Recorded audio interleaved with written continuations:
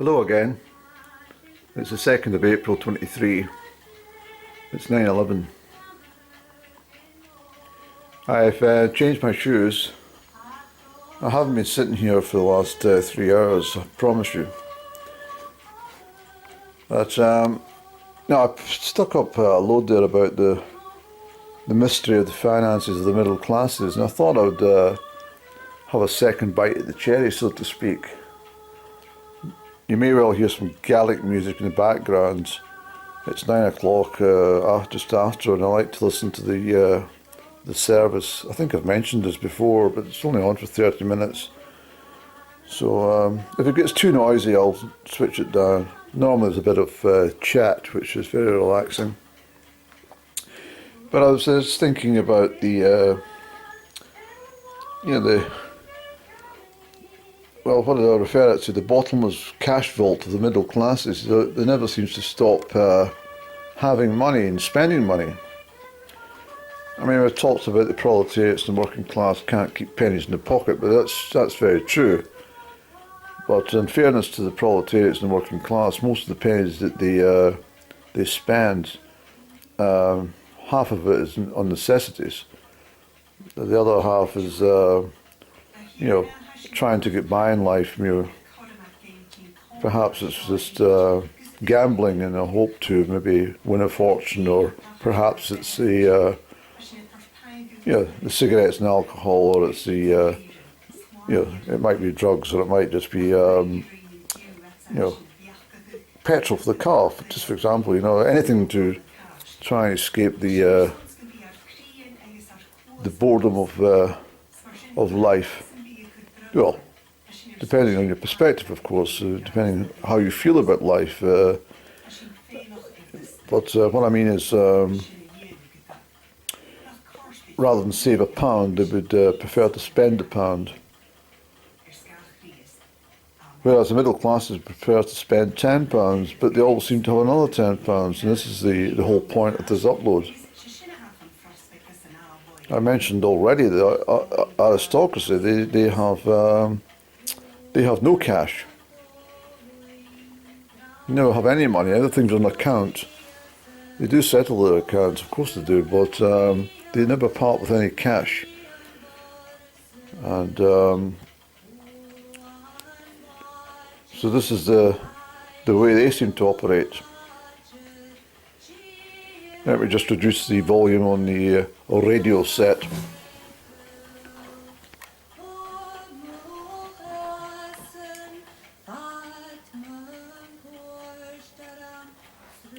I have a visit from a spider. I love when the spiders come to see me.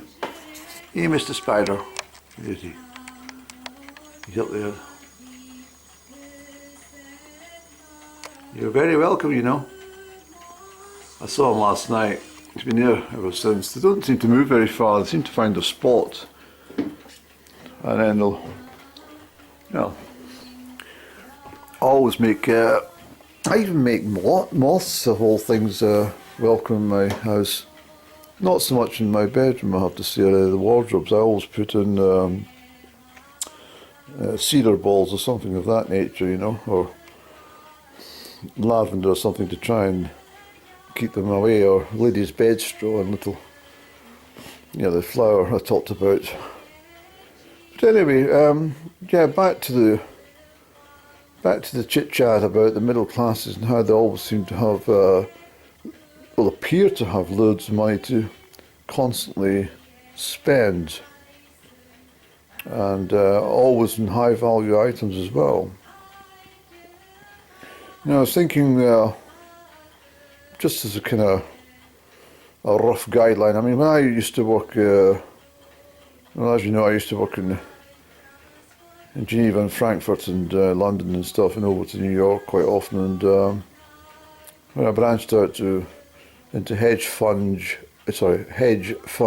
asset management before the bottom fell out of all that, I was a frequent flyer between Geneva and New York, and the rule of the thumb was we always travelled business class. But it was quite extraordinary that flying business class to New York from any of these departure points was incredibly expensive, and it was, and at times I'd maybe fly from Heathrow and find it incredulous that perhaps a family or something were travelling. They didn't travel, economy class, and I'm talking about the middle classes. So this is another expenditure that they have. So when they go anywhere, they don't travel second class or whatnot. Everything's done at the very best. So when they go on holiday somewhere exotic, they won't get there by sitting on an aircraft with their knees tucked under the chin. They want a very spacious part of the craft, so they will pay extra. So this is a typical middle class thing to do. And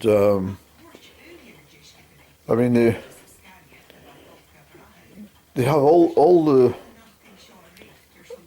things that most people perhaps would find unnecessary. Let's put it that way. But if you've had a rummage around a middle class kitchen, you would definitely find a slow cooker, for example, a pressure cooker. These are items that you would find in most middle class homes. Whether they're ever used or not is another matter, but they're still there. And any of the crockery or the cutlery is always very expensive to replace, you see. And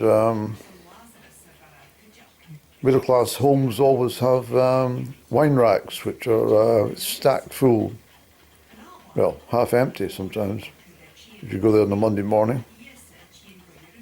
But what I'm trying to say is that the middle classes will spend an absolute fortune on everything. Yet the very week later or the very month later, they have it all at the disposal to do it all over again. And in the interim period, they don't suffer as a result of any exuberance in expenditure. So these they live a very opulent lifestyle, and my whole point is that when I was referring in the earlier uploads to the suggestion or the example of the professor, but that may well be the extreme, but lots of these middle classes, let's not count doctors or teachers or anything like that, or nurses as middle class, because they're generally, they're working class because they're, just the way it is. Because I make reference that the middle classes, the man and the wife don't both work. She might have a small income from sitting on some quango or something, maybe works about 6 hours a month or something, gets paid handsomely for doing this. But she needs the time freed up so that she can be involved in charitable organisations or the Sir Optimist Club or something of that nature,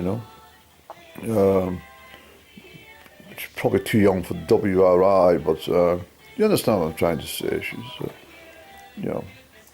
the middle class ladies are generally, kind of busybody type people as well. They like to be involved in things which don't really involve them, but it makes them sleep better at night when they can't get the same amount from the, from the wine they've gobbled. But, or guzzled, I should say, not gobbled. You gobble food, Andrew. You don't gobble wine. You guzzle wine and you gobble food. But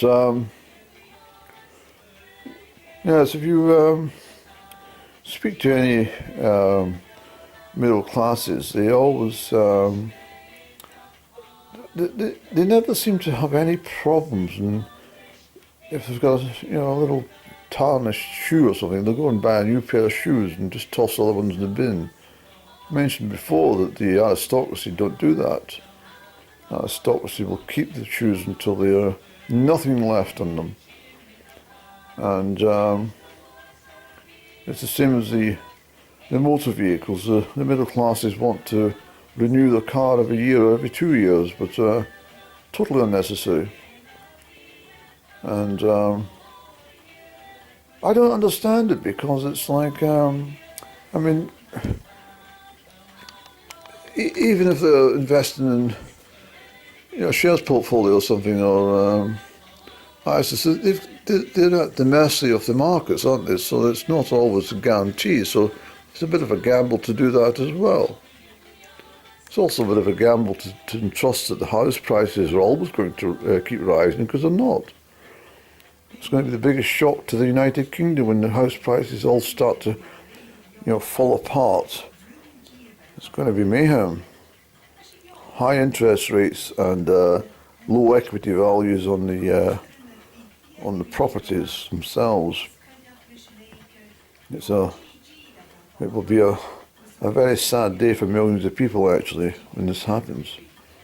And it's just around the corner. But I don't want to sound morbid, but what I'm trying to say is that if the middle classes are, up to their eyes in debt, for example, say they've overstretched themselves and they've used up the credit cards to the max and all the rest of it, and they owe maybe £250,000 or something to the credit card companies and the bank and the mortgage company, all the rest of it, remortgaging the property and all that sort of stuff, then the final day must be coming for these people as well.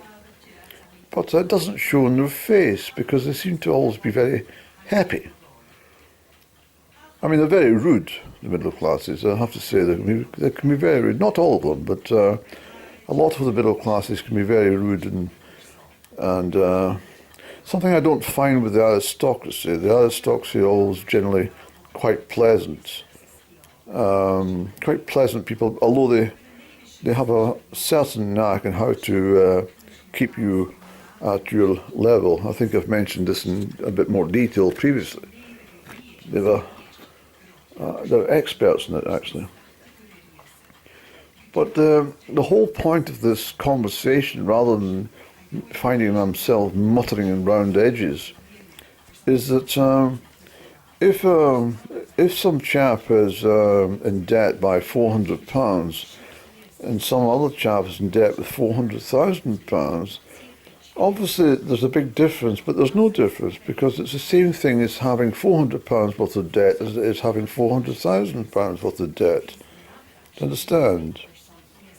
But the risk for the person who owes £400,000 is obviously far greater, because in order to build up that sort of debt, he would have to have a lot of collateral to offer to get that debt, whereas somebody with £400 worth of debt wouldn't have to really show any collateral whatsoever. And so the person who is living beyond their means and has a £400 debt overhanging their head is not the person who has, gone too far in the expenditure and lived a very opulent lifestyle and find themselves almost £500,000 in debt. But again, I reiterate, if that is the case for the middle class people, then they don't seem to bother. It doesn't seem to matter to them that they're £500,000 in debt. I'm not suggesting that they all are, not at all. And there may well be few exceptions of that level, but you understand what I'm saying, that if somebody is earning £50,000 a year but has £100,000 of debt, then it's still a problem, isn't it? So I'm very puzzled as to how the middle classes operate the way they do, and never seem to be at all flustered about anything. And this conversation has all come about since I saw, more than regular recently, the middle classes parking up with the 4x4s at the discount stores. and it's not something I've previously seen. So I think there must be some correlation in the fact that the middle classes must, by all means, must be struggling. They have to be struggling. They can't possibly not be struggling. The rising bills and council tax and fuel bills and all the rest of the stuff that we all know about. So there's a bit of a concern here as well, because if the middle classes don't have any money, well, what else? I mean, how on earth are we going to continue as a nation? Because, I mean, at the end of the day, there's proletariats and the working class can't support everybody. Well, the proletariats don't really, do they? Proletariats don't really pay much tax at all, apart from the high percentage of the benefits. The higher the benefits claimants pay a higher percentage of their income on council tax monthly than a person who's earning maybe £100,000 a year would pay monthly on a percentage basis. Do you understand what I'm saying?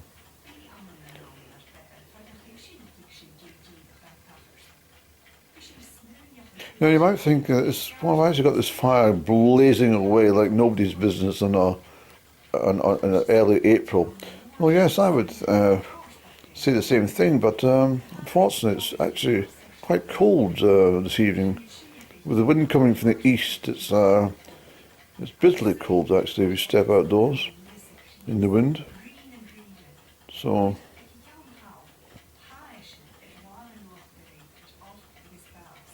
but I hope I'm not going to talk any more about this evening, but hopefully I've in some way, picked a little bit of interest into your mindset as to, yes, well, how is it the middle classes always seem to have lots and lots of money for everything, when the rest of us are always struggling? Why is it the middle classes have got more money to spend than the aristocracy, for example? Aristocracy are not foolish, are they? You have to hand it to them. They don't pay for anything. Well, they don't buy anything they don't need. You don't see the aristocracy landscaping their garden, paying silly money at the garden centre for stupid plants. No. You've got to look out the window and admire the brambles or the grasses swaying in the wind.